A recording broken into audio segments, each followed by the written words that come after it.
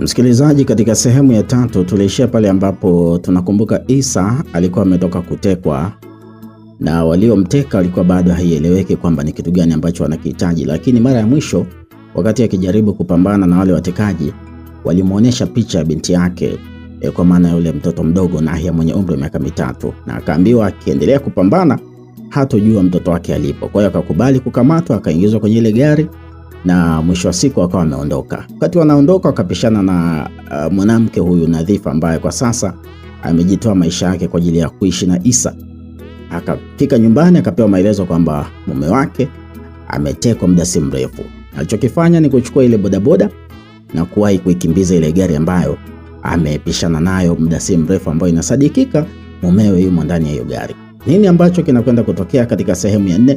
Basi karibu sana msikilizaji. Kumbuka simulizi imeandikwa na Sam Dafu, inaitwa Nibaki na Wewe.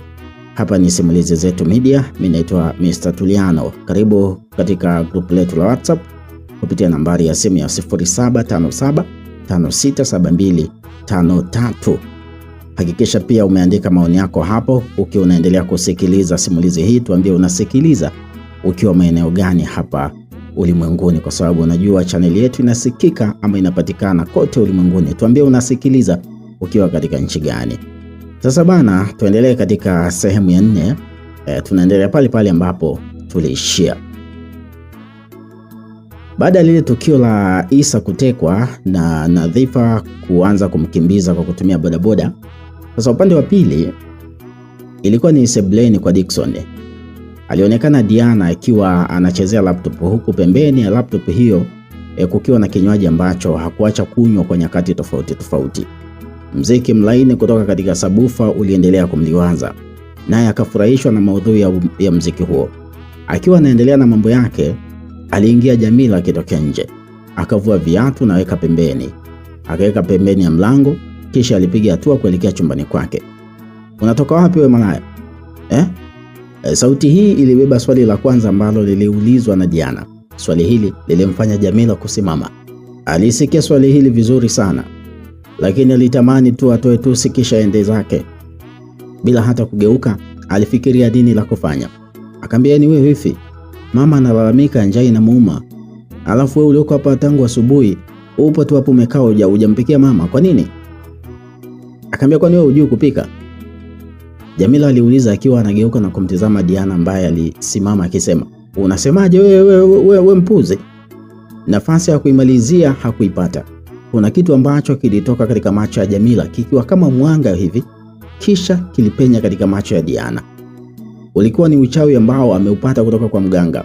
Uchawi huu uliweza kumtuliza mtu yoyote, hasa pale ambapo alikuwa mkali. Diana licha ya ukali wake wote, lakini siku hii aliweza kutulia. Akawa mpole kuanzia sura, muonekano, hata tabia pia ilibadilika. Amri moja ikatolewa. "Haya, nenda kamwamshe msukule mwenzako, mwambie nimerudi, nataka chakula." Jamila alimwamuru. Diana hakusubiri amri nyingine itolewe. Haraka sana alienda katika chumba cha mama yake akamwambia, "Wewe kuna nini? Mbona ingia hivyo?" Mama yake aliuliza akiwa na hasira. Diana aligeuka na kumtizama Jamila kisha alisema, "Wifi amesema ana njaa, anataka chakula." Wewe kahaba nini? Umekuwa nani humu ndani hadi Mama Diana naye hakuendelea kuzungumza. Mionzi ya kichawi ambayo ilitoka katika macho ya Jamila ilitua katika macho yake. Akili zikamruka. Makali yote ambayo alikuwa nayo yakapotea, akawa kama zoba hivi. Hajui hata anataka nini kuongea.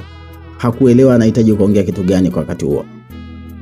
"Wewe, nenda katenge chakula," aliamuru Jamila, huku akimnyoshea kidole Mama Diana ambaye hata hakusubiri kuamrishwa tena. Aliondoka. Akamtizama Diana naye alimwamuru, "Na wewe, nenda kamwangalizie maua huko nje." "Sawa, nimekusikia wifi." Aliitikia Diana kisha aliondoka kuelekea nje kufanya kile ambacho alikuwa ameambiwa. Sasa Jamila aliwatazama wote wawili. Uso wake ukaweka tabasamu. Moyoni alijiambia, kumbe dawa zinafanya kazi asante mganga. Sasa hivi nitafurahi penzi langu na Dickson." Aliondoka na kuelekea chumbani kwake, ambapo nusu saa mbele aliitwa na Mama Diana akiambiwa chakula kilikuwa kimekamilika. Alienda kukaa katika meza ya chakula. Wakiwa wanaendelea kula, aliingia Dickson ambaye alikuwa na boksi la zawadi. Jamila alitaka kwenda kupokea boksi lile, lakini alizuiliwa na Diana akisema, "Hapana wifi, endelea kula, acha tu niende nikampokee kaka." Haya, maajabu yameanza kuonekana. Basi haraka sana aliinuka na kwenda kumpokea boksi kaka yake. Dickson alishangaa sana, maana haikuwa kawaida ya mdogo wake huyo kuwa mnyenyekevu mbele yake kiasi kile. Mara kadhaa alimwamuru Jamila kufanya mambo mengi mle ndani. "Nafurahia kuona familia imekuwa na amani sasa," Dickson alieleza akiwa anakaa katika kiti. Akamtizama mama yake pamoja na ndugu yake ambao wote walionekana kuwa na furaha kuliko ilivyokuwa siku zote. Kaka bwana, unajua una mwanamke mzuri sana Margaret ni mwanamke ambaye anaelewa kaka. Yaani hapo ulichagua chombo." Diana alisifia. Akamtizama Jamila ambaye alitabasamu huku akitingisha kichwa chake kutoka juu kwenda chini na chini kwenda juu. Kweli kabisa mwanangu. Unajua sasa hivi hakuna shida yote inayoendelea baina yetu sisi na Margaret. Tutasaidizana naye na tutakuwa naye bega kwa bega. Mwanangu hapo umechagua chombo. Mama Diana naye alichangia. "Nye, au kwa sababu nilisema nataka kuwahamisha huko ndani ndio maana mnabadilika? Mbona kama siwaelewi?" Dickson aliuliza. "Hapana mume wangu. Leo mchana wajue nimekaa nao chini, tumeongea mambo mengi sana, ndio sababu ya wao kukubali kuwa tuishi kwa amani na wala sio vitisho walivyokuwa wananiletea. Na wala usidhani kwamba kwa sababu uliwatishia asubuhi kwamba watahama ukadhani ndio sababu wamebadilika. Amna, ni mimi tu mchana ulivyokuwa kazini nimekaa nao tukaongea hivi basi wakanielewa. Sasa hivi tuko safi, tuko peace yani." Jamila aliwatetea. "Wow, nimefurahi kusikia hivyo mke wangu. Na imani kuwa tutaishi kwa amani huko ndani." Dickson alionyesha furaha yake wazi wazi, asijue kwamba nyuma ya mchezo kulikuwa na mchezo ndani ya mchezo ambao ulichezwa na wenye kujua mchezo. Dawa za mganga zilifanya kazi na hakika kina Diana hawakuwa tena na neno katika nyumba ile. Utawala ulirudi kwa Jamila sasa, na hii ndio ilikuwa shauku yake ya muda mrefu sana. Alitamani awe mama wa nyumba ambaye anasikilizwa, anaheshimiwa na kuwa mtu ambaye anaweza kujipatia uhuru kutoka kwa watu wanaomzunguka. Jambo hili sasa limefanikiwa. Kilichokuwa mbele yake ni yeye kuishi kwa amani ili maisha mengine yazidi kusonga kama kawaida. Basi turudi upande wa pili kwa watekaji msikilizaji. Gari lilielekea hadi Mwananyamala katika moja ya nyumba ambayo ilikuwa ya kisasa. Kisha ilisimama na kumteremsha Isa ndani ya gari ile. Mudi pamoja na kikosi chake walimwamuru kuingia ndani. Naye bila hata kupinga alifanya kama ambavyo alikuwa ameambiwa. Alipiga hatua hadi katika sebule. Alipokanyaga tu, alimuona binti yake akiwa amekaa katika kiti huku akiwa amevalishwa nguo zilizomkaa vyema kabisa. Isa akataka kupiga hatua lakini alizuiliwa. Relax Isa, tulia." Ilikuwa ni sauti nzito yenye kunguruma mithili ya simba mzee iliyotoka upande wa pili sebuleni. Isa akapeleka macho yake. Alimuona mwanaume ambaye hakumjua ni nani. Hamed Serif ndio alikuwa ametoa sauti. Kisha alipiga hatua hadi sehemu ambayo alikuwa Nahia. Akasimama nyuma yake huku akiwa ameshika kisu. Kisu hiki kilitua katika shingo ya mtoto mdogo wa miaka 3 Nahia. Kwa sauti iliyojaa kitisho iliamuru, "Unaweza kukaa chini." Alilitazama sofa ambalo lilikuwa pembeni ya Isa. "Namhitaji mwanangu, nipatieni mwanangu niondoke." Isa aliomba akiwa anashindwa kufanya kile ambacho ameambiwa. Mkono wake wa kulia ukakunja ngumi huku wa kushoto ukifuatia. Kichwani kwake kulikuwa na taswira ya mapigano katika eneo lile endapo tu Hamed angetaka kumdhuru mwanae.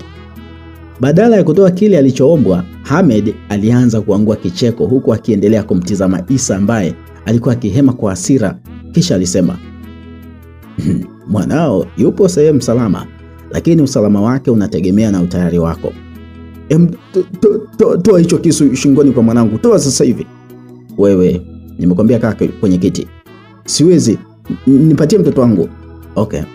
Mwanao hawezi kutoka bila makubaliano yetu kupita." "Sawa. Makubaliano gani?" "That is, ndio maana nahitaji ukae chini." "Sawa. Hebu nipe mtoto wangu bana, nitakaa. Nipe kwanza mtoto wangu afu nitakaa." "Okay." Hamed aliitikia kisha alimtizama Nahia. "Hey little girl, Nahia, nenda kwa baba." Hamed alimruhusu Nahia kuondoka karibu yake. Naye alipiga hatua hadi alipokuwa baba yake. Isa alimpokea binti yake. Hakuamini kama kweli amempata binti yake akiwa mzima wa afya kabisa, hana mchubuko wowote. Alimchunguza katika kila eneo la mwili wake ili kujua kama mtoto yupo salama ama la. Alipojidhihirishia kwamba yupo salama, alimtizama Hamed na kumuuliza, "Unataka makubaliano yapi? Unataka nini?" "Okay. Unajua mimi na wewe hatukuwahi kuwa maadui. Na pengine huenda hata hunijui na leo ndo mara yako ya kwanza kabisa kuniona, sivyo? Lakini tunaweza kuwa maadui endapo tu ukishindwa kunielewa, kunisikiliza na kufanya kile ambacho na kwenda kukuambia muda huu." Hamed alimweka sawa Isa, kisha alipiga hatua kumkaribia mwanaume huyu ambaye alikuwa makini sana kuzitizama hatua zake. Akaendelea akiwa anasimama, "Nadhifa amegoma kuolewa na mimi kwa sababu yako. Nimefanya juu chini ili awe wangu, lakini kupitia wewe bado amekuwa mbishi sana. Kama mwanaume nilitaka kuchukua maamuzi magumu sana na mabaya dhidi yako, lakini nafsi yangu ikanisuta. Nikasema acha nizungumze na wewe kwa wema tu, kama wanaume tuzungumze, tuelewane na mwisho maamuzi mengine yachukuliwe. Sasa iko hivi, ninakuomba uachane na Nadhifa wangu kama kweli unataka uwe salama, yani wewe na huyu binti yako." Kituo hicho kikubwa cha maelezo kilichoambatana na maonyo kiliwekwa na Hamed, ambaye alimtizama Isa aliyekuwa akitengesha kichwa chake kutoka kulia kwenda kushoto, kushoto kwenda kulia, akimaanisha anapingana na yale maelezo. Si kwamba hakuelewa kile ambacho alikuwa ameambiwa, lakini kichwani kulikuwa na kumbukumbu kadhaa za maisha ya muda mfupi kati yake na Nadhifa, utamu na uchungu, ufunguzi mpya wa maisha yake na mahusiano, kujitoa mhanga kwa Nadhifa hadi anafukuzwa kwao ili aishi tu na Isa. Moyoni alijiambia hao ni sababu ya kukubali kumpoteza mwanamke huyu. Ni wazi akawa tayari kusema hivyo. Alimtizama Hamed huku akimshika binti yake vyema kabisa, kisha alisema, "Kama umeamua iwe mbwai, basi haina shida, acha iwe mbwai tu." "Oh, Isa, upo tayari kuingia katika vita na tumpate mshindi kati yetu, si ndio?" Akamjibu akamwambia, "Unajua Nadhifa kwa sasa ni familia yangu. Ni mwanamke ninayempenda kuliko kitu chochote hapa ulimwenguni, na sipo tayari kumwacha Nadhifa wala kumpoteza mtoto wangu." Kauli hii ya kishujaa iliambatana na makofi mawili ambayo yalipigwa. Hakuwa mwingine aliyepiga makofi haya bali ni Hamed, ambaye alitoa ruksa kwa kusema, "Safi, nilihitaji hilo jibu tu. Sasa unaweza kwenda." Sauti hii ikamnyanyua Nahia kutoka chini hadi katika kifua cha baba yake. Alibebwa na walitoka nje bila hata uoga wowote na hawakuguswa. Isa aliamua kuivaa vita na Hamed bila kujali ni vita vingapi angepoteza huko mbeleni, na hakujua nini kinakwenda kutokea, lakini aliamini kutokumtenga Nadhifa ilikuwa ni jambo jema na lenye busara kwa wakati ule. Alikuwa tayari kwa chochote kwa ajili ya mwanamke huyu ambaye ameamua kujitoa maisha yake, kuyaacha maisha ya kitajiri na kukubali kuishi naye. Huu ndio ukawa mwanzo wa vita vikali baina ya Isa na Hamed Serif, kisa mrembo Nadhifa. Alipofika nje, alikutana na Nadhifa akiwa amesimama huku macho yake yakiwa mlangoni. Naye alipomwona Isa tu alikimbia na kwenda kumkumbatia. Hamed aliwaona wawili hawa kupitia dirishani. Aliumia zaidi pale ambapo alimwona Isa akibadilishana mate na Nadhifa. Alifoka, pumbavu, deki kabisa. Alijikuta akihema juu juu, lakini hakubadilisha kitu chochote. Wenzake walikuwa na utamu wakati yeye akila hasira zake. "Sasa bosi, wewe kwa nini umewaacha wakati ulikuwa na uwezo wa kumaliza yeye na mtoto wake kwa bastola bosi? Huyu alikuwa ni Mudi akiuliza swali mara baada ya kuondoka kwa kina Isa. Hamed alivuta pumzi ndani, akaiachia kwa nguvu kana kwamba kulikuwa na kitu hivi anakifikiria. Kisha alimjibu. Nadhifa alikuwa akitazama kupitia dirishani. Nilikuwa nimemwona. Macho yake yakatua katika dirisha yakifuatiwa na macho ya Mudi, kisha aliendelea. "Kwa hiyo sikutaka aone nikimwaga damu. Najua angenichukia zaidi." "Oh, dadeki," alitusi Mudi akiwa anatazama dirishani kabla ya kumgeukia Hamed na kumuuliza, "Kwa hiyo haitatokea siku ukamuua kisa Nadhifa, mimi simaanishi hivyo. Ila yani itakuwa alikuwa nyuma yenu na alikuwa akifuatilia kwa kina kuhusu ninyi. Sasa nimeshindwa kuonesha sura yangu mbaya mbele yake. Hii ingekuwa mbaya. Unajua napambana kwa ajili ya kumpata Nadhifa. Sasa nikimwaga damu mbele yake nadhani itakuwaje? Nitaishi naye ndani kweli? Kwa hiyo bosi, niambie wewe unafikiria nini? Hivyo wewe uliniambia kwamba Isa anajua kupigana? Ahmed aliuliza akiwa anabana midomo yake chini.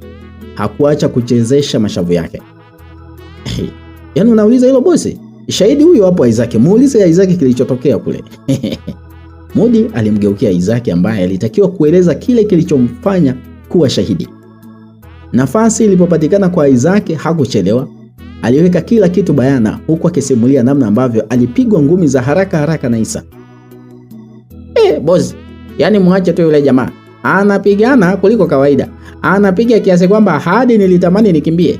Yani ni basi tu yani. Jibu hili lilimfanya Ahmed kufikiria sana. Akabana mdomo wake wa chini kwa mara ya pili na kusagasaga huku kidole cha kati cha mkono wa kulia kikisuguliwa na kidole gumba. Mlio wa do ulizaliwa. Akauliza, kuna mtu unamfahamu anajua kupigana? I mean anafundisha ngumi? Namjua, Sheikh Masudi. Anajua kweli? Usije ukaniingiza mkenge. Anajua kweli? Kwa kweli sijawahi kuona mtu anayepigana kama huyu. Huyu Sheikh Masudi, huyu ni balaa, ni balaa. Anapatikana wapi? Yule bwana anapatikana Tandale kwa Tumbo. Sawa. Tandale kwa Tumbo, okay. Sasa njia pekee ya kumwaminisha Nadhifa kwamba mimi ni bora napigana zaidi ya huyo boya wake ni kufanya hivyo. Ahmed aliweka nia yake bayana. Unamaanisha ulingoni? Wherever. Yani popote pale. Lakini nataka kupigana naye. Nataka kumuua kwa mkono wangu. Nimpige ngumi mbili hivi, nimkalishe chini na asiweze tena kuamka. Ahmed alieleza maneno hayo akiwa na hema juu, akiwa na hasira iliyojaa. Akamtizama Mudi ambaye alikuwa makini kumsikiliza kabla ya kurudi hadi katika kiti ambacho mwanzo alikaa Nahia. Akaweka makalio yake huku akifoka. Nataka kumpiga Isa mbele ya demu wake. Nataka kumdhalilisha mbele ya Nadhifa, halafu familia yake itakuwa katika mikono yangu. Kwa kuwa ametaka vita na mimi, basi acha vita iwe kama ambavyo ametaka. Nitamuua huyo bwege kwa mkono wangu. Nasemaje? Nitamuua kwa mkono wangu, nitamsiginia hivyo. Alifoka Ahmed akiwa anachoma kisu katika kiti. Hasira zilimuongoza na alikuwa tayari kujifunza ngumi kwa ajili ya kupigana na Isa kwa siku za mbeleni. Sasa baada ya tukio hilo, msikilizaji, tunatoka hapo ikiwa ni baada ya wiki moja mbeleni. Baada ya wiki moja ilisikika sauti ya mlio wa simu ambao ulipenya katika masikio ya Nadhifa ambaye alikuwa amelala huku amekumbatiwa na Isa na mbele yake kulikuwa na Nahia. Sauti hii aliisikia vyema tu, lakini kumbato kutoka kwa Isa lilimfanya hata sitamani kupokea simu ile. Simu iliita hadi ilipokata na mpigaji. Mpigaji alionekana kama alikuwa na umuhimu zaidi na Nadhifa. Aliendelea tena kupiga. Simu ikaita kwa mara ya pili. Safari hii Nadhifa hakujipa tena uvivu wa kupokea simu. Aliamka na kuivuta simu ile hadi mkononi mwake, kisha alitizama. Namba ya mama yake ilijitokeza haraka sana. Aliamua kuipokea. Akaita, "Mama, upo wapi? Au ndo upo Lindo unalinda na wewe mlinzi wako?" Mama, sasa maneno gani hayo unaniambia? Kwa hiyo umepiga simu ili unitukane? Bwana we, usinichafue. Hebu nijibu uko wapi? Nipo nyumbani. Shikamoo. Aachana na hilo. Jioni kutakuwa na tafrija nyumbani. Unapaswa kuwepo. Nije mimi mwenyewe? Njoo na huyo mlinzi wako, njoo naye tu. Mimi sitakuja mama. Nadhifa, wewe Nadhifa, naomba usinitafute. Nimekwambia uje. Sasa then what? Nikija nini kinatokea? Okay. Ni kwamba njoo katika tafrija, achana na hizo story zako, sawa? Au unahisi wewe sio sehemu ya hii familia? I know mama, kama mimi ni sehemu ya familia, but sijui ni tafrija ya nani, yani nini kinaendelea, sielewi. Sasa kwa nini unauliza? Kwa nini unauliza hayo maswali? Nataka tu kujua. Sio muhimu. Uwe na asubuhi njema, jiandae, hakikisha unafika. Mama Nadhifa alikata simu. Asubuhi hii ya saa 1 ilikuwa mbaya kwake. Kupokea simu asubuhi ikiwa na maneno ambayo hakuyaelewa licha ya kutafuta uelewa kutoka kwa mama yake. Taratibu machozi yalianza kumtoka. Sura ya Nadhifa ikawa ya kinyonge sana. Alihisi kuna jambo ama tukio ambalo linaandaliwa dhidi yake na mpenzi wake. Hii ikamkosesha amani, kwani hakumzoea mama yake kuwa na mapenzi na Isa hata siku moja tangu yeye aoneshe upendo, lakini leo hii simu inapigwa na inamtaka aende katika tafrija. Hii ilimchanganya sana. Basi akaingia katika dimbwi la mawazo. Tafrija? Nani tena? Au nataka niende ili mume wangu akawe mlinzi? Au Kamsi yani? Hapana, sipaswi kwenda. Au kuna nini? Maswali haya matano yalipotafutiwa majibu yalikumbana na swali jingine kutoka kwa Isa ambaye alikuwa mgongoni mwake. Alimuuliza, "Bebe, kuna nini? Mbona umeanza kudondosha machozi?" "No, I'm okay. Anyway, niko sawa." Nadhifa alijibu, lakini sauti yake ilimfanya kudondosha machozi zaidi. Alishindwa kustahimili kile ambacho alikuwa anakipitia katika moyo wake. Maumivu makali yaliendelea kummaliza ndani ya moyo wake. "Upo sawa wakati nakuona kabisa unalia? Hebu niambie kweli. Kuna nini?" "I'm sorry. Nadhani nakusababishia matatizo mume wangu. Nakutesa kisa tu upendo wangu." "Wewe ulisema utakuwa na mimi, si ndio? So niambie hivyo." "Ya, nilisema hivyo lakini kila siku mambo mapya yanazaliwa." "Nadhifa, wewe ni mke wangu. Kila kitu kipo sawa mbona?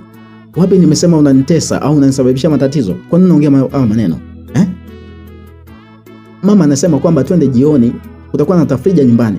Sasa kwa hiyo hilo ndio linakufanya udondoshe machozi asubuhi hii kweli? Hapana, lakini amekuwa ni mtu wa kunisema vibaya na sijajua kwa nini ameamua kuandaa hiyo tafrija." "Sasa umepangaje? Maana kulia pekee hakuwezi kutosha. Unafikiria nini yani?" "Sasa naendaje na sina hela lava? Sina hata shilingi 10. Na kama unavyojua sheria ya matajiri kuna kutunza na kadhalika." "Nadhani kwa kuwa ametaka uende basi ueti tu huo wito wake. Hakuna namna, wewe nenda, haina shida." Isa alimweka sawa mke wake kisha alimpiga buso katika shavu la uso na kuinuka. Nadhifa alimtizama mwanaume huyu ambaye alikuwa akimpenda kupita maelezo. Uso wake ukarejesha nuru. Tabasamu likamtawala huku akimgeukia Nahia ambaye bado alikuwa amelala.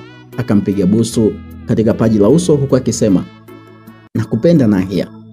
Sauti hii ikapenya katika masikio ya Isa ambaye alijibu, "Nakupenda pia mama." "Toka huko. Kwani nimekwambia wewe?" Nadhifa alizodoa akawa ameanzisha matani na kumvuta pua Isa ambaye alilalamika, "Wewe unaniumiza bwana, niache bwana." "Okay." Nahia aliitikia na kufanya wote wangue kicheko. Hii ilikuwa ni sehemu ya familia duni ambayo ilikubali mapenzi yao ndio iwe kiini cha furaha yao, si pesa wala utajiri. Wakati mwingine waliamini kuwa pesa, wakati wengine wakiamini kwamba pesa ndio msingi wa vitu vyote. Ndio wakati huo ambao Nadhifa alikabidhi furaha yake katika mapenzi ya dhati. Sasa hivi anafurahi kuwa katika mikono ya Isa, anaenjoy kuwa kwenye mahusiano kuliko kuwa single kabisa. Kuwa kwenye mikono ya mwanaume ambaye amemchagua ingawaje hakuwa na kipato, lakini kwake alimpa ruksa ya kuongoza moyo wake na upendo wa ujumla. Kulimwongezea amani katika maisha yake mapya haya. Wakati Isa na Nadhifa wanapanga kwenda katika tafrija, nyumbani kwa mama Nadhifa simu zilikuwa zikitembea kama bahasha kipindi cha kampeni. Hivi sasa alikuwa akiongea na Hamed huku akipanga mpango wao. Sasa kwa hiyo akija atakaa getini. Watu watataka atambulishwe ama amtambulishe mpenzi wake. Itakapofika wakati wa Nadhifa atamtambulisha huyo mlinzi wake. Hapo watu wote wataangua kicheko, kuanzia marafiki zake ambao nimewapa mwaliko na watu wengine wote. Watu wakimcheka tu ataona aibu, maana hata muda wa kutunza hataweza kufanya hivyo. Akiona aibu, penzi lake litakuwa limekufa hapo. Umeona? Sawa, kweli huo ni mpango mzuri sana. Ndio maana nakwambia niachie mimi hii vita. Najua wapi naweza kukanyaga na wapi naweza kuruka. Isa ni mtoto mdogo sana kwangu. Sijawahi kuumiza kichwa kisa vitoto vya 2000 bwana. Tubamiti kabisa yule mtoto. Unajua Nadhifa ananipenda lakini ni hivyo tu amerogwa na yule mpuuzi. Habari yake inaishia leo nakwambia baba. Atafanyiwa vituko hatokaa amini katika maisha yake. Wewe tulia tu mwanangu. Sawa mama. Baadaye basi. Okay. Uje na wenzako wa kutosha alafu udoni fulani hivi uonekane, sawa? Sawa mama, nimekuelewa. Hamed alimhakikishia kisha simu ilikatwa. Isa, leo unakwenda kuachana na Nadhifa, yani utake ustake. Mama Nadhifa alitamba kwa furaha akijizungumzisha maneno hayo maana aliona usiku wa siku hii ndio unakwenda kukamilisha mambo mengi aliyoyapanga dhidi ya penzi la binti yake.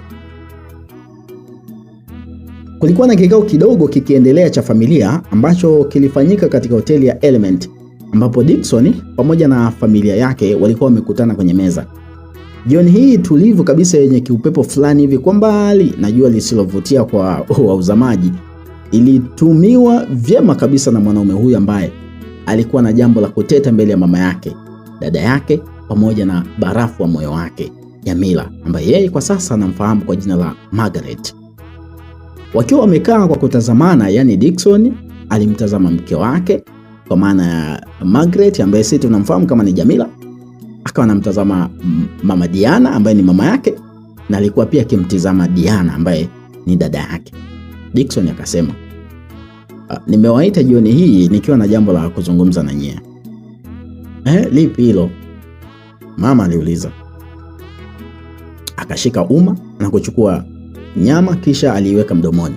Meno yalipokutana na nyama hii yaliisugua vilivyo kabisa hadi sauti ikasikika. Ni kuhusu kampuni yangu na mambo mengine ya kifamilia. Oh, sawa, hakuna shida. Ongea tu kaka. Diana alidakia. Alimpa ruksa kaka yake kuendelea. Mkono wake wa kushoto ukashika glasi ya mvinyo na kupiga funda moja, akarejesha glasi ile chini. Kimya kikapita kidogo cha sekunde kadhaa, huku Dickson akitafuta mpenyo wa kuweka mada yake mezani. Pindi mpenyo ulipopatikana, alianza kuzungumza. Mnajua pale kazini msaidizi wangu ameacha kazi kwa zaidi ya wiki sasa. Jana usiku nimekaa na nikafikiria kwa kina mtu ambaye anaweza kukaa pale ni nani. Sasa jibu la kwanza likawa ni Diana, huyu mdogo wangu. Lakini yeye bado anasoma. Wewe si bado unasoma wewe Diana? Pilika za chuo na kazi, sidhani kama unaweza kumudu majukumu. Kwa hiyo sasa kutakuwa na ugumu. Sasa baada ya kufikiria kwa muda mrefu, jina la Margaret kipenzi changu likawa limenijia. Nikakaa naye chini nikamwelekeza baadhi ya vitu, akasema kuwa anaweza kufanya. Kwa hiyo unataka umweke yeye katika ile kampuni? Mama Diana alihoji. Naam, ndio hivyo mama. Ndo maana yangu hiyo. Kaka, wewe umerogwa au? Diana alipayuka akihoji. Ni wazi kuwa alionekana hakufurahishwa kabisa na jambo hili. No. Unajua sina mtu mwingine zaidi yake. Hapana, sio. Diana alitaka kuzungumza lakini alisita mara baada ya macho yake kupenya ama kuingiwa na mionzi ya kichawi kutoka kwa Jamila. Kwani kuna ubaya wote wa mimi kuwa pale jamani? Jamila aliuliza. Hakuna ubaya. Hamna ubaya wifi, hamna ubaya, hamna huyu. Diana alijichekesha tu hapo huko akijibu. Unajua nilikuwa na wasiwasi lakini nimekumbuka kumbe inawezekana. Ndiyo inawezekana. Si ati kaka, si ati mama. Mama unasemaje? Mama tuambie unasemaje? Dickson aliuliza akiwa anamtazama mama yake. Wazo la kwanza kukaa katika kichwa cha mama Diana ni kukataa kile ambacho alikuwa ameambiwa. Lakini wazo hili halikufanya kazi kamwe. Pale ambapo alitaka kufungua mdomo wake na kuzungumza, mionzi ilipenya katika macho yake. Kichwa kikabadilishiwa wazo. Alijikuta akisema, mwanangu, wazo zuri, ni wazo zuri tu. Ni wazo zuri kabisa kwa sababu mtafanya kazi kama familia, na lazima kampuni ikue na iongozwe na familia. Uweze kaweka mtu mwingine kutoka nje. Mwanangu, umefanya vizuri. Wow, nimependa maana mtu wa mwisho ambaye nilikuwa na mashaka naye ni wewe mama. Sasa kama wewe ungesema hapana, basi nisingekubali Margaret yawe katika ofisi yangu. Ningetafuta mtu mwingine kabisa, ninakwambia. Kaka bwana, yani utafute mtu mwingine wakati wifi yupo? Haiwezekani. Umefanya uamuzi mzuri. Wifi inabidi akae kwenye nafasi. Si ndio hapo sasa? Hata mimi ningeshangaa. Kiukweli Margaret ni mwanamke mwenye akili sana. Kwa siku hizi 2-3 ambazo tumeishi naye, nimegundua kwamba ana akili sana mwanangu. Ndizi nikwambia kwamba wewe umeoa chombo. Mama Diana aliunga mkono hoja. Sifa hizi nzuri ambazo alipewa Jamila zilimvimbisha bichwa lake. Alijiona ni mwanamke wa kipekee. Taswira akiwa katika kiti cha kuzunguka ilimjia na kuweka tabasamu. Akiwa katika tabasamu, simu yake iliingia meseji. Aliisoma. Njoo papu. Ujumbe huu ulitoka kwa Sesi. Moja kwa moja alifahamu kuwa huenda kuna jambo ambalo lilikuwa linaendelea na anatakiwa kuonana na mrembo huyo haraka iwezekanavyo. Akaendelea kuongea na kina Dickson hadi pale mazungumzo yalipokoma, kisha alimwaga mpenzi wake kuwa kuna sehemu anakwenda na angerudi nyumbani muda kidogo, hivyo mvumilie. Ruksa ilipatikana, naye aliondoka akielekea pabu. Ilihitajika nusu saa pekee kutoka katika hoteli ya Elements hadi sehemu ambayo Cecy alikuwa anafanya kazi. Alipofika, alikaa katika kiti na mazungumzo baina ya hawa watu wawili yaliendelea. Mume wako aliwahi kujifunza ngumi? Aliuliza Cecy akiwa anasafisha glasi. Kivipi? Mume wangu yupi yani wananichanganya? Nazungumzia Isa. We. Chandi anasema yule mtu hawezi kumfanya lolote. Kwani nini kimetokea? Maana yani hujanipa taarifa tangu ile siku. Yani kwa kifupi ni kwamba mpango ambao tulikuwa tumeupanga umeshindikana. Chande na timu yake wanamuogopa Isa kuliko vile daktari anavyoiogopa damu ya mtu wa corona au muathirika wa ukimwi. Upo mama? Wewe. Lakini sikuona Isa akiwa anajifunza kupigana, ujue nimeishi naye miaka karibia 3-4. Amejulia wapi Isa? Mimi mwenyewe sikutegemea. Yaani sikutegemea hilo kabisa, lakini naambiwa kwamba Isa anapigana yule baba. Ile siku alimuona akiwa anatoka na mtoto, hawakuthubutu hata kumfuata. Walimuacha maana wanajua mziki wake. Kwa hiyo mtoto amepatikana au? Ndio. Na inasemekana hadi Hamed ameamua kumwacha mara baada ya kujua kwamba Isa anapigana na sio mtu wa kumvaa wepesi. Cecy alijibu. Majibu haya yalimfanya Jamila kuwa njia panda. Ubongo wake ulifanya kazi kubwa ya kurudisha kumbukumbu nyuma juu ya Isa, kama aliwahi walau hata kwa bahati mbaya kumuona akiwa anapigana au anafanya mazoezi ya kumfu. Amejulia wapi? Alikuwa akiamka asubuhi na kufanya mazoezi, lakini sikuwahi kuona akipigana wala kukimbia. Yaani kukimbia nako au jamani. Ngoja kwanza. Kukimbia labda. Kukimbia nilikuwa namuona. Lakini kwani kukimbia ni sehemu ya kupigana? Swali mgando liliganda katika kichwa chake mara baada ya kujiuliza yeye mwenyewe maswali hayo. Akamtizama Cecy na kumuuliza, kwa hiyo nini kinaendelea sasa? Niwe tu mwaze shosti. Cecy aliporomosha koo lake na kuendelea. Mwanao, yani kama ana nyota ya maisha marefu hivi. Kifo chake kipo Marekani na sio katika nchi ya wafu. Hatuwezi kumuua mwanao maana amekwepa vifo vingi sana nakwambia. Sasa unanishauri nini? Mbona unaongea maneno unanitisha? Yani as long as dawa imeanza kufanya kazi kwa Dickson na familia yake, basi kwa maana hiyo mtoto mwachie Isa, usishughulike naye kabisa kwa namna yote. Mimi nakwambia shosti, ya mbeleni tutakoma naye huko kwa atajulikana. Haya sawa, nimekuelewa. Jamila aliamua kufunga manda, lakini moyoni mwake bado aliwaza kuhusu Isa. Aliwaza kuhusu kile alichoambiwa kinachoitwa kuogopwa, kwa kuwa alikuwa anajua kupigana ngumi kuliko kawaida. Tutoke huko sasa, tuhamie upande wa pili. Watu mbalimbali walikuwa wanaonekana katika nyumba ya baba Nadhifa. Wapo ambao walikuwa wamesimama huku mikononi wakiwa wameshika glasi za vinywaji, na wapo ambao walikuwa wamekaa katika viti. Muziki uligeuka kuwa kiburudisho kikuu kwa watu hawa. Kuna ambao walitingisha vichwa vyao kwa kufurahia maudhui ya muziki, na wengine walirukaruka majoka kama wana akili timamu vile. Majira ya 2 usiku ndio muda ambao Isa, Nahia pamoja na Nadhifa walikuwa wamefika katika eneo hili. Si Nadhifa wala Isa ambao walikuwa wamevaa kwa kupendeza. Walikuwa wamevaa kawaida tu kulingana na maisha yao duni. Wote walikuwa katika mavazi ya kawaida mno, msikilizaji. Laiti kama ungekuwa katika tafrija ile, ungeshangaa namna ambavyo watu walikuwa wakiwatizama ise. Mungu wangu. Sitaki kuamini kama huyu ndo Nadhifa. Nye, umaskini mbaya. Hebu mtizama alivyokonda. Maskini kama chembamba hadi aibu naona mimi jamani. Alikuwa ni Sunche akimnong'oneza Warda ambaye aliangua kicheko. Ndio maana mimi na danga zangu kwa wabunge na watu wa serikali. Wale wa kila posho za Waarabu hata wana mambo mengi. Pesa nje. Mambo ya kusema kutoka chini hadi juu nataka. Wanaume wenyewe hawa. Wana wa Israeli kila siku vilio. Mtu unampenda wewe, akifanikiwa tu huyo anachoropoka. Warda aliwafanulia vyema wanaume kwa namna yeye alivyokuwa anawajua. Nyie tuacheni masiara. Nadhifa anawatia aibu wazazi wake. Sasa kile ndo kitu gani? Ni kinyago au nini? Si kituko hiki. Rafiki yake mwingine alimchamba huku akitoa simu yake na kuwapiga picha ya kina Nadhifa kama sehemu ya kejeli na dharau. Mama Nadhifa ambaye alikuwa akizungumza na mume wake karibu na mlango wa kuingia ndani, alimwona Nadhifa. Haraka sana alipiga hatua hadi alipokuwa. Kisha alimshika mkono. Baba Nadhifa naye alifika katika eneo hili. Akamtizama Isa na kumwambia, "Unaweza kwenda kufanya kazi yako." Kazi gani baba? Kazi gani baba? Huyu ni mgeni kama wageni wengine. Si mimi nimekuja naye kama mwenzangu hapa. Nadhifa aliuliza. Akajitoa katika mikono ya mama yake. Haraka sana alirudi kumkingia kifua Isa. Akamshika mkono. Isa naye akamshika mkono binti yake. Mama Nadhifa, hebu mtoe Nadhifa. Kabla baba Nadhifa hajamaliza kuzungumza, alikuja Hamed na kusimama mbele ya Isa huku akiwa ameshika kinywaji. Kwa makusudi kabisa alimkanyaga Isa ambaye aliuliza, "Vipi mwanangu, mbona nikanyaga? Unasemaje wewe mlinzi?"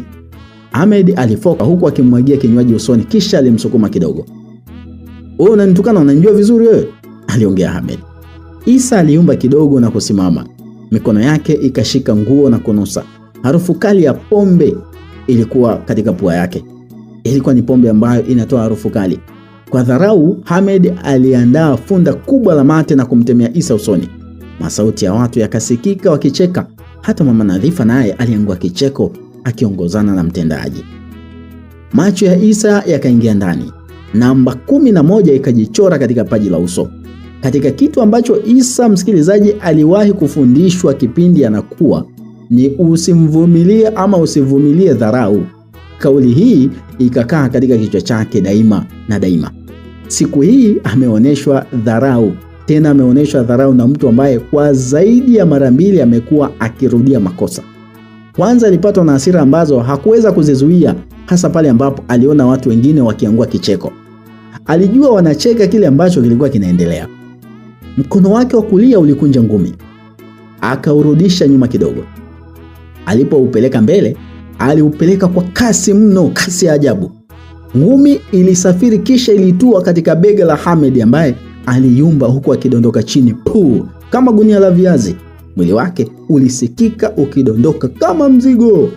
Lilikuwa ni pigo takatifu ambalo kila mmoja alishika kichwa chake asiamini kile ambacho kilikuwa kimetokea. Akiwa chini, Hamed alisikilizia maumivu. Mwili uligoma kuamka, lakini baadaye alijipa ujasiri. Akaanza kuamka. Glasi aliyoishika mkononi ilipasuka.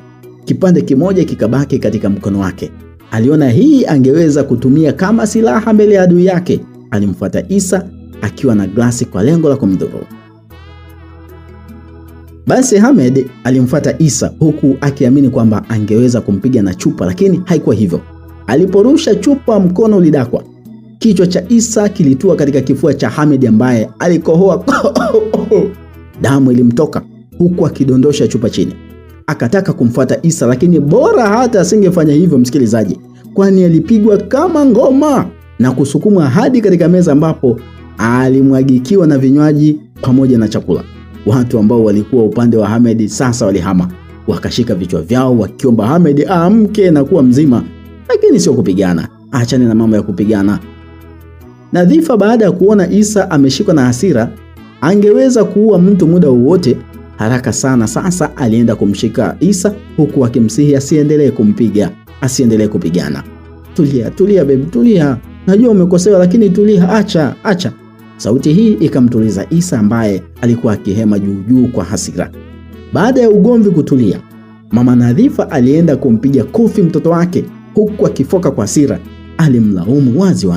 Unaona unaleta matatizo hapa nyumbani? Mama, mimi nimefanya nini sasa? Sikataka mwenyewe kupigwa.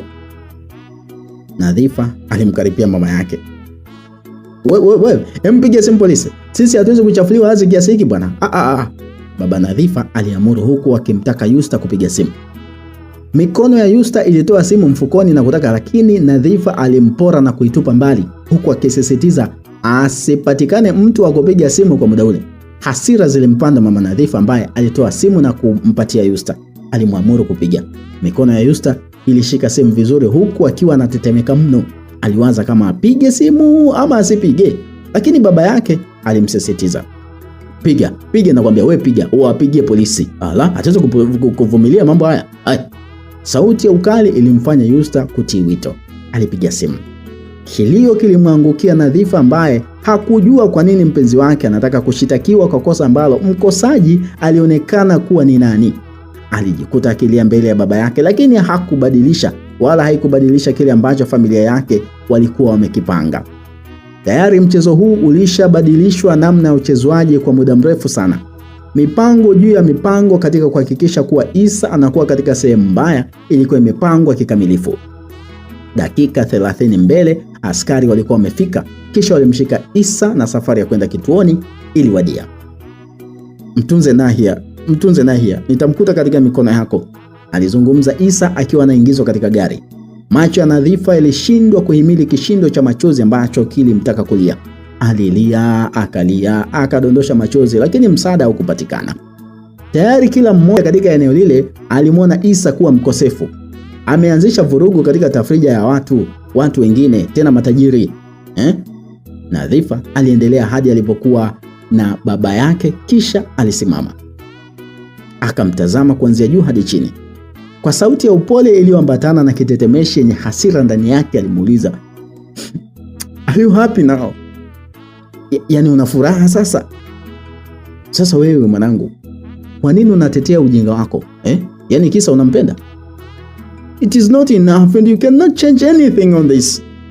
Akimaanisha bado haitoshi na hautobadilisha kitu chochote katika hili. Hivi wewe mtoto, ulitaka nifanyaje? Mtu kama ameleta vurugu kwangu, nimchekee? Unajua nimepata aibu kiasi gani kwenye hii tafrija wewe mwanangu? Baba Nadhifa aliuliza. Swali hili lilimkera sana Nadhifa ambaye alimtizama baba yake kwa hasira. Macho yake yakaendelea kudondosha machozi moyoni. Kulikuwa na sumu kali sana ya maneno ambayo alipaswa kuitoa ili kupata amani walau kidogo. Sumu hii alimimina katika masikio ya baba yake, akisema kwa sauti iliyojaa kitetemeshi, huku Kiingereza kikitawala hasira zake. Ilikuwa ni kawaida kwake. Kila alipokuwa na hasira basi alitumia Kiingereza kuliko hata Kiswahili. I hate you. I repeat again, I hate you. Dad, this is not you. I don't believe if you hate me like this. Even my happiness. Daddy, what has Isa done to you? Are you happy now? Okay, just be fine. It's okay. It is you and you don't care about your daughter. I have nothing to you and your family, right? Okay, but take this, I will never come here to apologize. Instead, you will come in my way to ask for forgiveness. Aliongea mpaka kashindwa kumalizia. Mimi jamani, Viingereza vingine nashindwa kuzungumza jamani, siwezi kusimulia jamani Viingereza. Shule yangu ya kidumu na mfagio. Haya, tuendelee. Alimaanisha nakuchukia, na narudia tena kwamba wewe baba, wewe nakuchukia. Huwezi kunifanyia mambo makubwa kiasi hiki kwa sababu najua wewe sio wewe kabisa. Sitaki kuamini kama unanichukia kiasi hiki, hata furaha yangu hauipendi. Wapi sasa Isa amekukosea? Una furaha sasa? Basi kama una furaha basi endelea kuwa na furaha. Ni wewe na haujali kuhusu hata mpenzi wa mwanao, mwanaume wa mwanao. Pengine mimi sio kitu kwetu, kwa maana sio kitu kwako wala sio kitu kwa familia yako. Lakini chukua hii siku moja. Sitakuja hapa kukuomba msamaha, badala yake utakuja kwangu kuomba huo msamaha. Uwe na siku njema na tafrija njema. Mimi naondoka. Kauli hii ilimtoa Nadhifa katika nyumba ile. Alimbeba mtoto kisha walitoka nje huku akiangua kilio cha kufa mtu. Moyoni mwake kulikuwa na huzuni.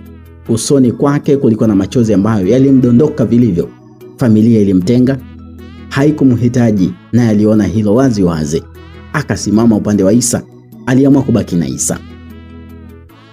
Baada ya kutoka nyuma, tafrija haikunoga tena. Kila mmoja alizungumza jambo lake kufuatia kile ambacho kilikuwa kinaendelea. Shangazi wa Nadhifa aitwaye Sajma hakupendezwa na jambo lile. Alienda kumuita ndugu yake na walipata kuzungumza. Mtoto anaongea maneno makali mbele za watu na wanasikia. Wewe unafurahia, si ndio? Dada, unashindwa kunisikiliza. Wewe mimi nifanye unaona kabisa yeye ameshindwa kunisikiliza. Unataka mimi nifanyaje? Wewe mbona umeshindwa kumsikiliza? Kwa nini usingeanza wewe kumsikiliza mwanao? Mimi ni mkubwa, mimi ni baba yake ujue. Sasa mimi naanzaje kumsikiliza mtoto? Na yeye pia ni mtoto kwako, unapaswa kumpa sikio na kumwachia kile ambacho anakipenda. Kwa nini unamsikiliza mkeo tu? Bwana wewe, iwe ndio ama hapana, yule kijana hawezi kumwoa binti yangu na lazima atafia jela. Atafungwa vilivyo. Full stop. Huyu alikuwa ni Mama Nadhifa ambaye aliingilia katika mazungumzo hayo huku akipiga ngumi katika kiganja chake. Lakini wifi yake, kwa maana dada yake na baba Nadhifa, akasema, labda niwe nimekufa katika dunia hii, lakini nikiwa hai nitahakikisha kwamba hadi wawili hao wanafunga ndoa. Nyinyi mnawapinga? Nyinyi hamwapendi? Mimi sina tena mjadala na ninyi. Nimeshawapiza, nitahakikisha Nadhifa na huyo Isa wake wanafunga ndoa, wanakuwa pamoja. Sajma alifoka, kisha huyo aliondoka zake huku akiwa na hasira sana zikimtoka. Wakati Mama Nadhifa akipanga kumrejesha binti yake kwa Hamed, ndio muda ambao mambo yalikuwa yakizidi kuvurugika. Kichwa kilimuuma sana. Aliwaza na kuwazua. Alimfahamu Sajma kama mmoja wa watu ambao wana pesa, anamiliki kampuni kadhaa, na linapokuja swala la kutunza ama kutoa kitu katika sehemu aliyoipenda lilikuwa ni swala la kawaida. Alimtizama mume wake na kumuuliza, kwa hiyo mimi sina ninalolijua, nawe unataka Nadhifa abakie na yule mpuzi? Kwanza Ahmed anaendeleaje bwana? Hebu usiniulize maswali. Ahmed anaendeleaje? Kapeleka hospitali ya Amana, nadhani majibu yatakuja mara baada ya kupona. Mama Nadhifa alijibu, kisha aliondoka katika eneo lile akielekea sehemu nyingine kwa ajili ya kuzungumza na Yusta kuhusu kile ambacho kilikuwa kinaendelea. Majira ya saa 5 usiku ndani ya hospitali ya Amana, alionekana Mr. Serif akiwa na mke wake wakizungumza katika korido za hospitali. Walikuwa mahali hapa mara baada ya kupokea simu kutoka kwa daktari akiwajuza kwamba mtoto wao ameletwa akiwa taabani mara baada ya kuchezea kipondo. Dakika 2 mbele waliitwa na daktari ili kupata majibu. Bega lake la kushoto lina hitilafu kidogo, atavishwa mohogo, alafu mambo mengine itakuwa sawa. Nani amefanya hivi? Mrs. Serif aliuliza kwa sauti ya kunguruma. Hasira zilimtetemesha vidole vyake. Inasemekana kuwa alikuwa katika tafrija, mmoja wa vijana akamvamia na kwanza kumpiga hivi, lakini nasikia amekamatwa. Ni nani huyo? Anaitwa Isa. Isa ndo nani na anapatikana wapi? Mimi sijajua, mimi ni daktari hapa bwana wewe. Samia mambo ukawaulize polisi. Wewe kawaulize polisi, daktari alijibu. Bila hata kuaga, Mr. Serif alitoka nje, kisha mke wake alifuatia. Walienda hadi katika kingo za hospitali na kuweka makazi, huko kila mmoja akitizama mbele. Akiwa na simu mkononi, Mr. Serif alishikilia simu yake kwa hasira sana kabla ya kumtizama mke wake na kumwambia, Isa ndio anamiliki Nadhifa na huenda walikuwa wanapigana kisa Nadhifa. Nilishapata hizo habari muda mrefu sana. Kumbe habari unazo? Sasa kwa nini kuniambia?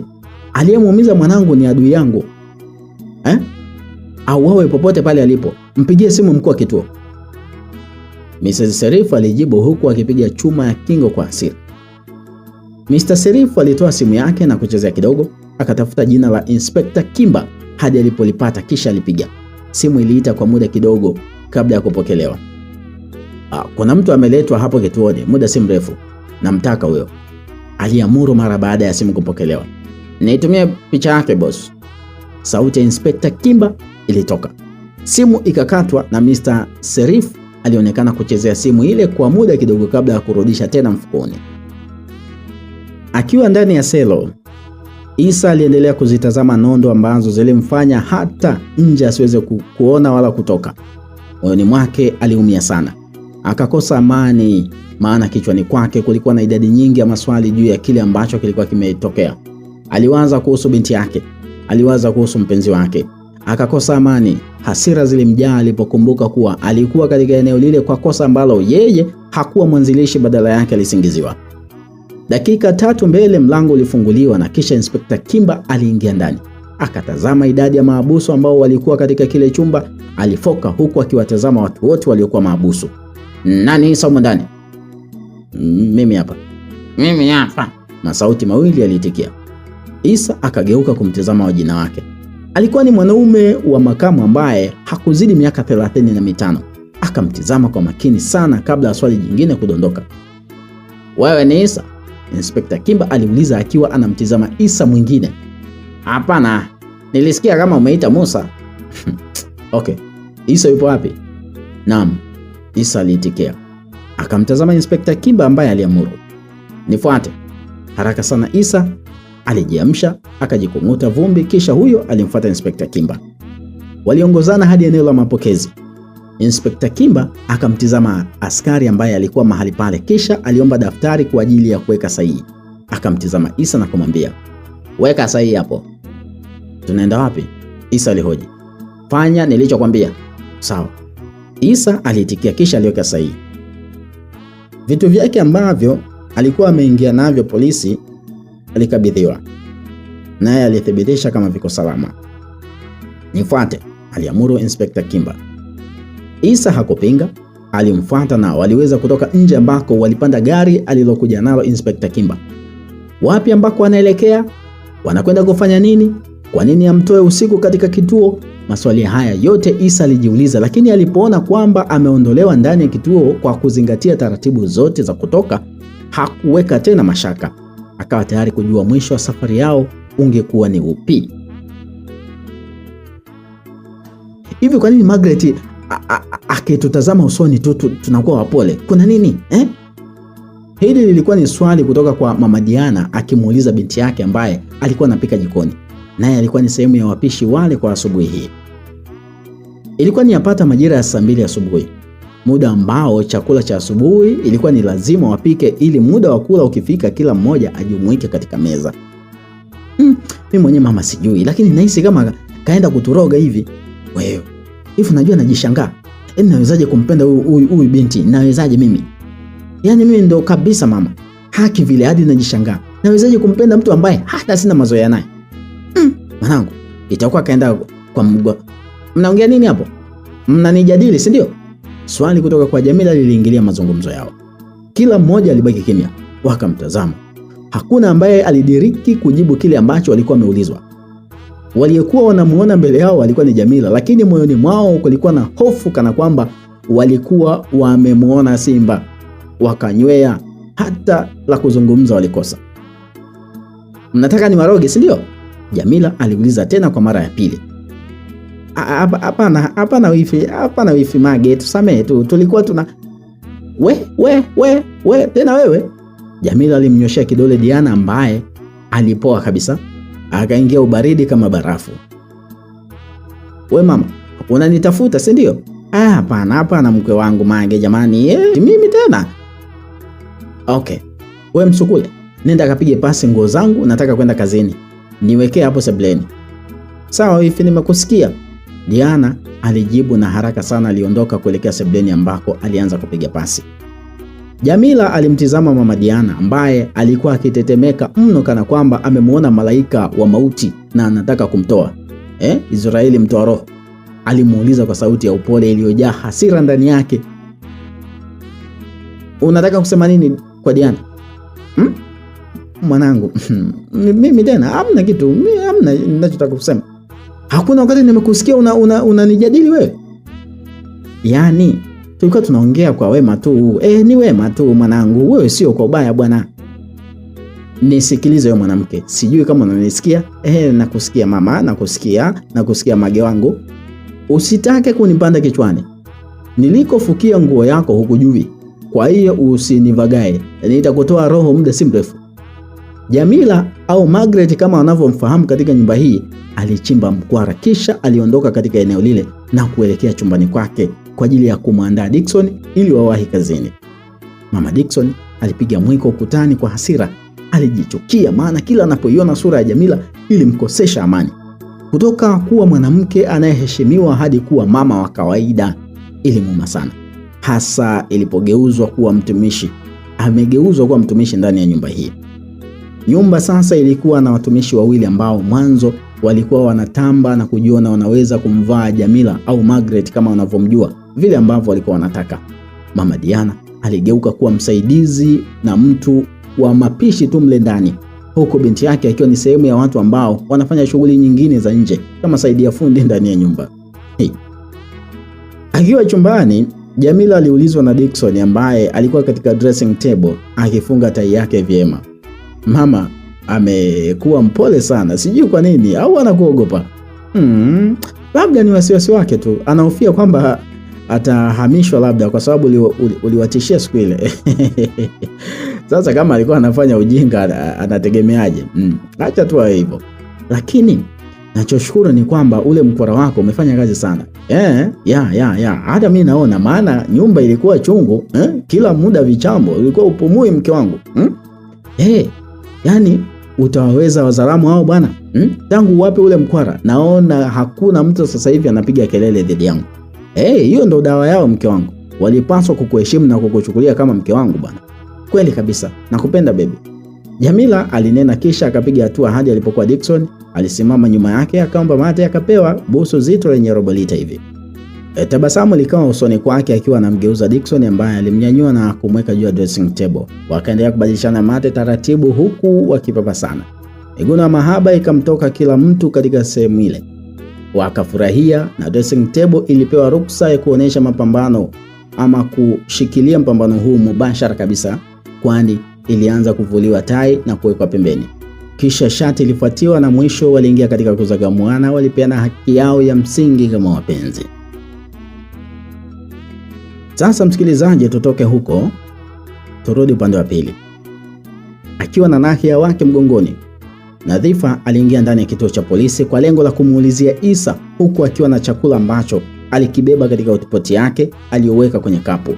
Alipofika mapokezi alijitambulisha yeye ni nani na yupo pale kwa ajili gani.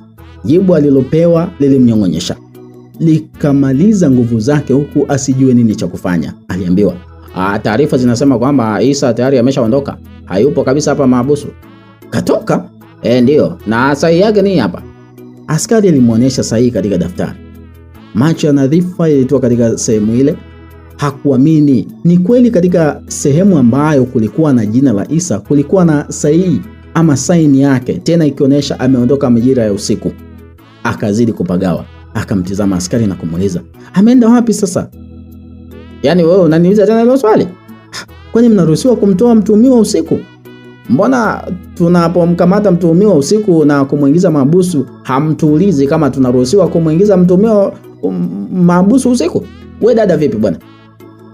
Lakini kuna protocol zenu kama askari lazima mfuate hadi mtu atoke kituoni. Unaruhusu vipi mtu kutoka usiku? Wewe usijifanye unanifundisha sheria ikiwa umenikuta kazini we dada. Niko hapa kwa muda mrefu. Nafahamu sheria za mahabusu kuliko hata wewe. Kinyago wewe. Hayo haitosaidia. Niambie Isa ameenda wapi bwana? Kaondoka nimekwambia. Sawa, asante. Nenda, kila laheri. Askari alimtizama Nadhifa ambaye alikuwa anaondoka kwa taratibu sana. Kuwaza Isa anaenda wapi mara baada ya kutoka polisi ndio kitu ambacho kilimtafuna sana Nadhifa. Nani ambaye alikuwa amemtoa Isa ikiwa bado alikuwa na kesi? Hapa na hapo akashindwa kupata jibu. Kwa kuwa aliambiwa ameondoka tangu jana usiku, akadhani kama siku hisi kuwa huenda Isa alilala kwa rafiki zake na asubuhi itakuwa yupo nyumbani kwao. Lakini jibu alilolipata baada ya kurudi nyumbani lilimnyong'onyesha. Nguvu zikamwisha zaidi. Hakumuona Isa na hata majirani walimwambia kwamba hakuwahi kuona Isa amefika tangu yeye alipoondoka. Ameenda wapi? Nadhifa alijiuliza akiwa anadondosha machozi. Moyoni kulikuwa na fungu kubwa la maumivu ambalo alipaswa kulimaliza kwa kulia. Basi kunako moja ya ghorofa ambalo halikumaliziwa kujengwa, alionekana Inspector Kimba akiwa anaingia katika ghorofa hili, kisha alipiga hatua hadi kwenye chumba ambacho kilikuwa kina mlango. Alifungua na kuingia ndani. Macho yake yalitua mbele ambapo kulikuwa na mtu aliyekuwa katika kiti huku akiwa amevishwa mzula kichwani na pingu zikiwa mkononi mwake. Hata usingeweza kuuliza mtu yule ni nani msikilizaji, ikiwa kichwani kwako kungekuwa na kumbukumbu kuhusu kutoroshwa kwa Isa katika kituo cha Oysterbay na Inspector Kimba. Baada ya kufika karibu na Isa, Inspector Kimba alimvua mzura. Sura ya mwanaume mwenye kuwaza ilionekana ikiwa imejazia vilivyo. Haikuwa sura ya mwanaume mwingine bali ni Isa, kijana anayehitajika kuuawa kwa mujibu wa Mr. Serif na mke wake kwa kile ambacho kilidaiwa kuwa alimpiga mtoto wake hadi kumuumiza mkono wake. Isa, Inspector Kimba aliita. Naam. Isa aliitikia akiwa na sauti iliyochoka sana. Kimya kikapita huku Inspekta Kimba akimtazama kijana huyu ambaye macho yake yalionyesha kuwa alikuwa na vitu vingi katika kichwa chake akivifikiria. Ndiyo, alikuwa anafikiria vingi msikilizaji. Alikuwa akiwaza kuhusu mpenzi wake, kuhusu mtoto wake, pamoja na dhumuni la kuwa mahali hapa. Akiwa anafikiria, swali lilimdondokea. Kuna mwanamke alikuja pale kituoni na kukuulizia, ni mrefu, ana umbo namba 8 hivi, maji ya kunde, hana uzungu wa maigizo, lakini pia na madimples fulani hivi. Anaitwa Nadhifa. Unamfahamu? Ndio, namfahamu. Alikuja saa ngapi? Ni nani na una mahusiano naye vipi? Alikuja na nani kwani? Isa alirudisha swali kabla ya kujibu. Uso wa Inspekta Kimba ukaweka tabasamu. Alirudisha kumbukumbu nyuma zilizomwambia kwamba Nadhifa alienda kituoni akiwa na binti yake. Kumbukumbu hizi zikamfanya azidi kuweka tabasamu usoni. Akavuta kiti kingine kilichokuwa pembeni yake na kukaa huku akijibu. Alikuja na mtoto kama wa miaka 2 hivi. Unamfahamu? Ndio, ni binti yangu, anaitwa Nahia. Wow. Hongera sana. Kumbe una mtoto? Alipiga makofi Inspekta Kimba kabla ya kuuliza. Na yule Nadhifa ndiye mama yake? Hapana, sio. Sasa huyo Nadhifa ni nani? Huyo ni mpenzi wangu. Tangu lini? Muda tu. Okay. Kwa hiyo mama wa mtoto yupo wapi? Swali lilitengeneza ukimya. Si Isa wala Inspekta Kimba ambaye alijibu. Isa akamtizama Inspekta Kimba kwa muda sana. Aliwaza zaidi kuhusu maswali yake pamoja na kile ambacho kinaendelea. Hakukielewa kabisa. Aliuliza, kuna nini? Swali lilimfanya Inspekta Kimba kusimama akimzunguka Isa, kisha alijibu, umri wako hauendani kabisa kuwa katika vita na Mr. Serif. Amekuzidi maadui wengi sana. Amekuzidi nguvu, amekuzidi pesa na kila kitu, hadi na kuonea huruma kijana. Kwa nini hii imetokea? Sifahamu lolote na sijawahi kuingia katika vita na huyo mtu na hata simfahamu. Okay. Unajua kijana wake anaitwa Ahmed? Ahmed ndio namfahamu. Ahmed ndio amekutuma? Hapana. Lakini huyu ndio sababu ya wewe upo hapa muda huu. Ameumia na wazazi wake wanataka kulipa kisasi kwa mtu aliyemuumiza kijana wao. Mtu mwenyewe ni wewe. Inspekta Kimba alijibu. Sasa Isa akapata kujua sababu ya yeye kuwa katika mikono ya Inspekta Kimba hadi muda huu. Kichwani kwake kukawa na mlolongo wa maswali ambayo yalikosa majibu. Aliuliza, ina maana ndio sababu imekufanya hadi unitoe mahabusu? Kila aliyekosana na Mr. Serif, iwe kibiashara ama mahusiano yao binafsi, alionja umauti mchana kweupe. Ana nguvu ya kuiongoza dola yule. Ana kila kitu. Hata sisi polisi tunamwogopa. Lakini mimi sijakosana naye. Ndio maana nimetaka kuzungumza na wewe. Ahmed alinitusi, alinikanyaga. Alitaka nifanyaje ikiwa amenionyeshia dharau mbele ya familia yangu? Mimi ningefanyaje? Ndio maana ikabidi tuingie kwenye ugomvi. Kabla ya kuingia katika vita na huyu mtu, hebu niambie kwamba Isa ni nani? Swali hili lilipoulizwa na Inspekta Kimba lilimpa ukimya Isa kwa muda kama sekunde 56 hivi, akifikiria kama asimulie ama la. Mwisho aliamua kufunguka. Alieleza yote katika sehemu ya maisha yake, hasa yale ambayo yalianzia siku yeye anapata kazi hadi anadondokea katika kufukuzwa, kukimbiwa na mke wake.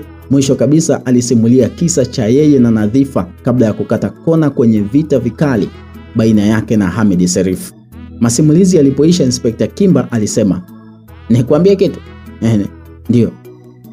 Una wazazi wewe? Ndio ninao. Wapo wapi? Mbali na hapa. Kuna mtu anajua kama una wazazi? Labda mke wangu aliyenikimbia. Nje ya hapo? Hakuna. Kwanza pole, maana nilitaka kukuingiza katika kifo wakati hata hauna hatia. Ni upendo wa mwanamke ndio utakuua wewe. Na pili ni kwamba Mr. Serif hana huruma. Anaua yule. Akija hapa, fahamu ya kwamba lazima aondoke na roho yako. Tazama hii. Inspekta Kimba aliweka tukio kisha akachezea simu yake, na muda kidogo video moja yenye dakika 2 na sekunde 34 ilimuonesha Mr. Serif akiwa anafanya mauaji kwa watu 4 tofauti katika chumba ambacho Isa alikuwa amewekwa leo hii. Kwa wakati huo yalikuwa ni mauaji ya kuzamisha kisu katika shingo ya watu wale na kuwachinja, mauaji ambayo mtoto hata angekuwa na roho ya ujasiri kiasi gani asingeweza kutazama. Baada ya Isa kutazama ile video kwa umakini wa hali ya juu, maelezo kamili nini kilikuwa kinatazamwa yalitolewa. Huyu wa kwanza alikuwa mfanyabiashara mwenzake ambaye alikorofishwa na alimkorofisha. Kosa dogo tu la kumdai pesa yake mbele ya watu ndio ilipelekea kifo chake, akamuua. Wa pili huyu ni mtu ambaye alikuwa anamtongoza mke wake kwa muda mrefu tu, akafahamu hilo, akamtafuta kwa udi na uvumba hadi alipompata akamuua. Huyu wa tatu ni kijana ambaye alikuwa chuo, akamchukulia kijana wake huyo Hamed, demu wake. Alikuwa na demu huko chuo, kijana Hamed ana malaya fulani hivi, ajanzia hapa. Alipogundua baba kwamba kijana wake kuna mtu huko chuo amemchukulia demu wake, akamtafuta huyo kijana akamuua. Umeona? Sasa huyu wa mwisho yeye ni mtu ambaye alikuwa ni ex wa mke wake, anaitwa Jimmy. Huyu jamaa alikuwa anamlazimisha mke wake warudiane, kosa ambalo kwa Mr. Serifu alikuwa na msamaha, alimuua naye. Wewe sasa ndo unafuata hapa ndugu yangu. Swali ni kwamba upo tayari kufa? Kituo cha maelezo kilipowekwa lilifuata swali zito ambalo lilimfanya Isa kuhema. Kifua chake kilienda juu na kurudi chini. Akawaza kuhusu zile video, hakuna kama angeweza kuchomoka mbele ya Mr. Serifu.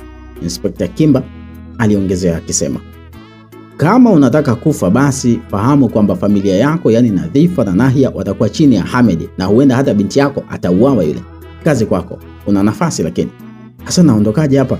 Siwezi kukuondoa hapa kwa sababu huenda nitahatarisha maisha yangu, lakini wewe mwenyewe unatakiwa kujitetea bwana. Inspector Kimba alitazama saa yake. Mshale ulikuwa katika namba 5:50. Aliendelea, nao ni saa 11:50 jioni. Bado dakika 10 tu ili wawe hapa. Sasa basi, na kufungua pingu hata kabla wao hawajaja. Nitaegesha kama zimefungwa lakini hazijafungwa hizi. Inspector Kimba alipiga kimya. Akapiga hatua hadi mlangoni ambapo alisimama kwa muda. Macho ya Isa yakatua katika sura ya mwanaume huyu ambaye alikuwa makini kumsikiliza. Naye aliendelea, kama unavyoona mlango, kuna nafasi ya kutoka, lakini utokaji wa hapo utakuwa wa wewe kutetea maisha yako. Sijakuelewa. Atakuja na mabouncer wake hapa, wapiganaji wake walioiva kweli kweli, na watu wengine hatari katika mauaji. Watakulipua, watakupiga, utapigwa, lakini ukipata mpenyo tu, choma na tafuta njia ya nyumbani kwako. Chukua mkeo na mwanao, ongoza njia Temeke. Sawa? Njia ya Temeke uifuate. Huko Temeke kuna nini tena? Ukipita huko kwenye njia ya Temeke utakuta gari aina ya RAV4 T290 DFP nyeusi hivi imesimama karibu na reli, maeneo ya Temeke ABC, majira ya saa 4 usiku hivi. Utachukuliwa wewe na familia yako, kisha utapelekwa katika eneo la wewe kuishi, yani ulikotoka huko kijijini kwenu. Utakaa huko milele na milele, amina. Umenielewa wewe? Na usithubutu kurudi tena hapa Dar es Salaam. Ndio nishamaliza. Kila laheri, naomba nikufungue. Inspector Kimba alipiga hatua hadi alipokuwa Isa, kisha alimfungua pingu na kuegesha kama zimefungwa hivi. Alisema, good luck, yani kila laheri. Kauli hii iliambatana na sauti za magari yakisimama kwa nje. Naye alijua ndio Mr. Serifu anaingizana na kundi lake. Haraka sana alifunga mlango na kutoka nje kabisa, ambako alikutana na Mr. Serifu, Mrs. Serifu, Hamed ambaye alikuwa na hogo lake katika bega lake, pamoja na vijana kama 10 hivi ambao walikuwa wamebeba marungu mithili ya wacheza gofu hivi. Rungu hizi zilikuwa kwa ajili ya kumpiga Isa hadi afe. Isa angepigwa kama ngoma, iwe anataka ama hataki. Yupo hapo huyo mpuzi? Hamed aliuliza akiwa na foka hatari sana. Kabla swali halijajibiwa, swali jingine lilidondoka kutoka kwa Mr. Serifu. Yupo ndani? Ndio. Mnaweza kwenda sasa. Yupo ndani. Inspector Kimba aliitikia, kisha aliwaaga. Akaelekea katika gari yake na kuondoka. Nyuma aliacha kisanga kwa Isa ama kwa Mr. Serifu. Yoyote angetoka salama kwake ingekuwa jambo la heri, lakini moyoni alijiambia angeumia sana kama Isa angekufa. Kilichokuwa kinampa maumivu haya ni ile historia ya Nahia. Msikilizaji, sijui kama Isa atafanikiwa kutoroka kweli katika hicho kisanga. Sijui. Tuendelee kumwombea aweze kufanikiwa. Maana yake kinachokwenda kutokea hapo kama hajauawa, sijui nini kinakwenda kutokea. Hebu tukutane katika sehemu inayofuata, sehemu ya 5, tufahamu nini ambacho kitaendelea mara baada ya hapo. Hapa ni Simulizi Zetu Media, simulizi inaitwa Nibaki na Wewe. Imeandikwa na Sam Dafu. Mimi naitwa Mr. Tuliano. Unaweza kujiunga nasi katika grupu letu la WhatsApp kupitia nambari 0757567253. Tuandikie pia maoni yako, andika comment yako hapa, andika unatusikiliza ukiwa wapi, lakini pia kipi unaendelea kujifunza katika simulizi hii ya Nibaki na Wewe. Tunaendelea kusonga mbele. Story bado tunayo na tunaendelea kutamba nayo. Usidhani kwamba inaisha leo. Bado tuko nayo kesho kutwa, mtondogoo na kuendelea huko. Kwa hiyo endelea kujiweka sawa, twende sawa mpaka mwisho. Basi tukutane katika sehemu inayofuata, sehemu ya 5.